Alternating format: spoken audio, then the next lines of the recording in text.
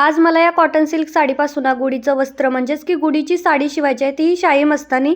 सगळ्यात पहिलं मी तुम्हाला पेपरवरती मार्किंग दाखवते। 2 मीटर लांबीला कपडा घ्यायचा, एका साईडनं 30 इंच आणि दुसऱ्या साईडनं 9 इंच असं मार्किंग करायचं बघा।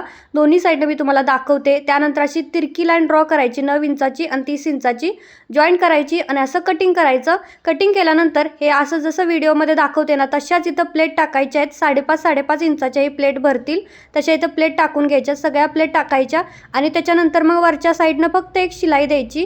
आता जसं मी मार्किंग केलं होतं ना तसंच मी इथं साडीचा कपडा कट करून घेतला, फक्त शिलाई दिली आणि वरची टोपी जॉईंट केली। आता टोपी जॉईंट केली कशी ते बघायचं असेल ना त्याचा संपूर्ण डिटेल व्हिडिओ मी टाकलेला आहे, तो तुम्ही नक्की बघा। आणि बघू शकता इथं मस्त अशी साडी तयार झाली। आता ही साडी गॅलरीनुसार कस्टमाइज करून घेतलेली आहे, कारण कधी कधी घराची गॅलरीची हाईट कमी असली ना की मग गुढीची सुद्धा छोटी येते। तर ह्या साडीची किंमत आहे फक्त 300 रुपये, जास्त मोठी असेल तर 350।